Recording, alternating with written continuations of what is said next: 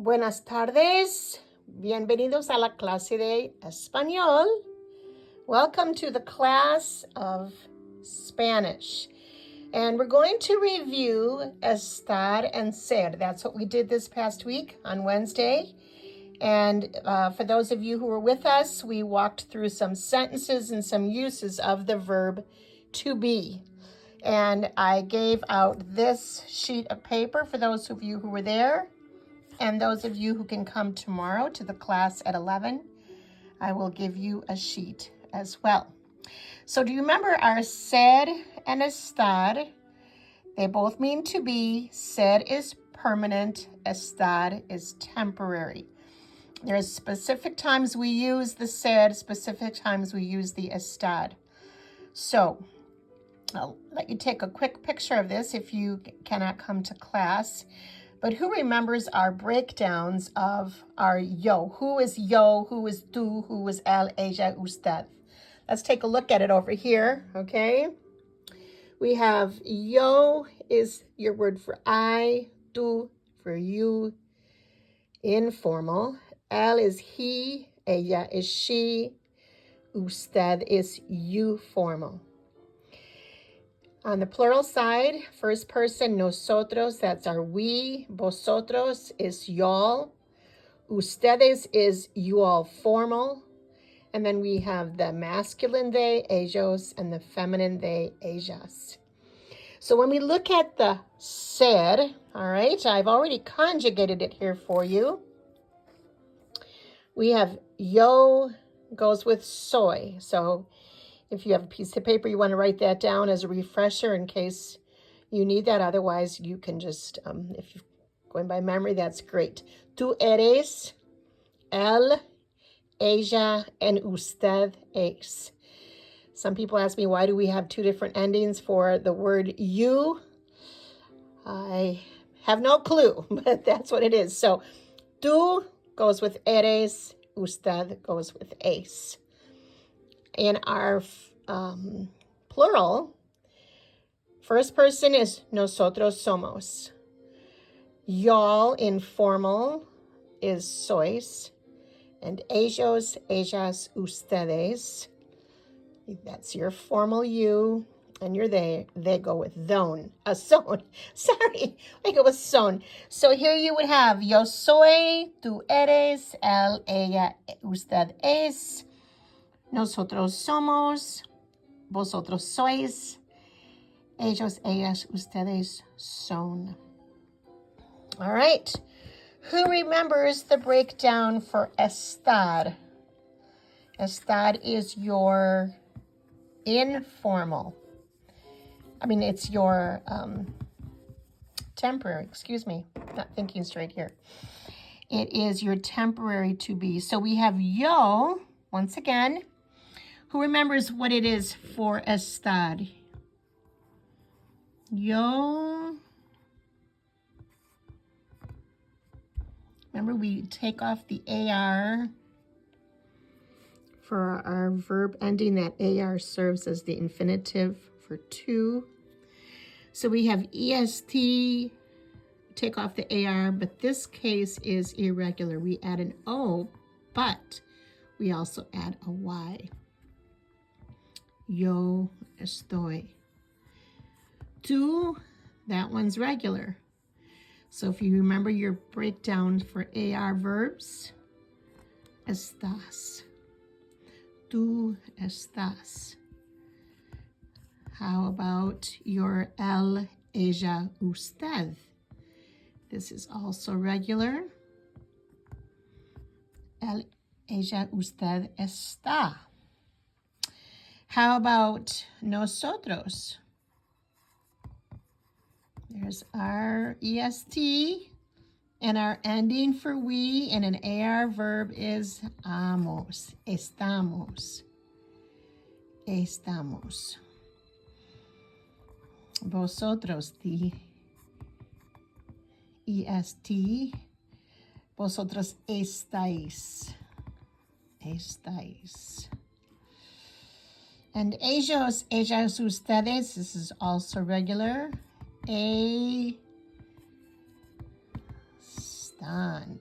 Okay, so for estar, we have yo estoy, tú estás, él, ella, usted está, nosotros estamos, vosotros estáis, ellos, ellas, ustedes están. All right, so we said that ser was permanent and estar is temporary. So when do we use which? All right, so we're going to expand this a little bit to help us make a little bit more sense about this. So I've written the sentences in English here, so you don't have to think quite so much on different aspects. You can just focus on the verb to be. So in English, what would I put here? Joe blank a doctor. Thinking of the to be family. Yes, Joe is a doctor. So with is a doctor, would that be temporary or permanent? Well, if it's a profession, it is permanent. So if we're looking at ser and estar, you remember that ser is your permanent, and Joe serves as third person singular. So third person singular was él, ella, usted, es. So Jose es médico. Professions are under the ser classification. How about the next one? I blank sad. What would we say in English? First person singular of our to be verb is I am sad, correct? So is sad temporary or permanent? Well, hopefully it is not a permanent condition. It is a description of emotion. So description of emotion or a temporary mood goes under estar. So yo, that's your first person singular. What did we have there? Yo estoy. So yo estoy triste. All right. Number 3, she blank American. What do you put in there in a to be English? She is American. Okay. Is that a temporary or a permanent state?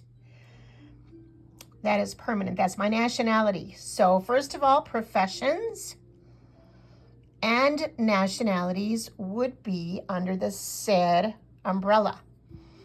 So she is, that's your ser. So it would be ella es americana. Very good. Number 4, my brother's blank in the store. Thinking of our to be family, which word goes in there? My brother is blank in the store. Okay, good. My brothers are in the store. My brothers could serve as the pronoun of they. They are. My brothers are in the store. So, is that temporary or permanent? Well, location is temporary. They are temporarily standing in the store.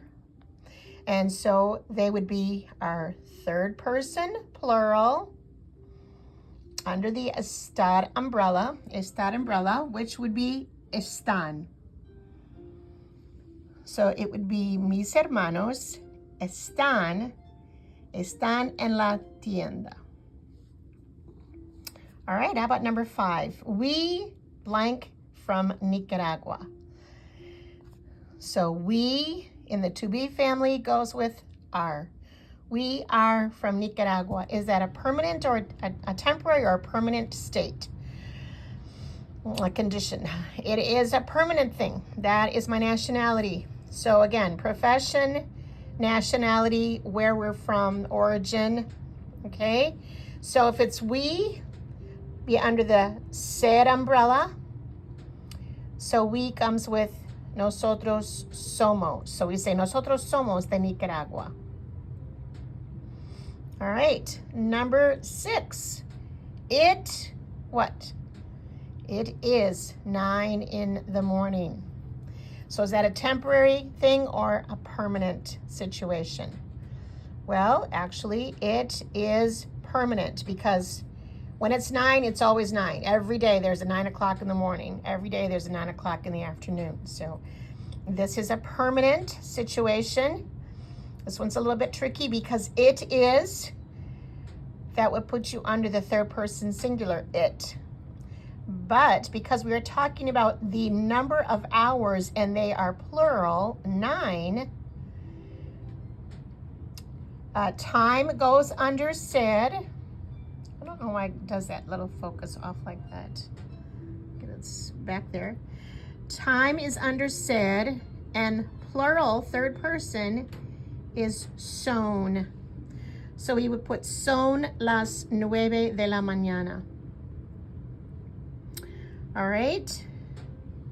Number 7, we'll do one more here. Where, what's the to be here? Is the rice, okay? Is that temporary or permanent? Once again, that is location. So location is temporary, it's under ESTAR. So this is third person singular because it's an it. Where is the rice? ¿Dónde está? ¿Dónde está el arroz? So I'm holding this here for you, and I want to see if you can finish this up. You work from the language that you know to the language that you're learning. You break down all your conjugations of ser and estar, put it in English, and then translate that person and that ending from English into Spanish and put it in your blank there.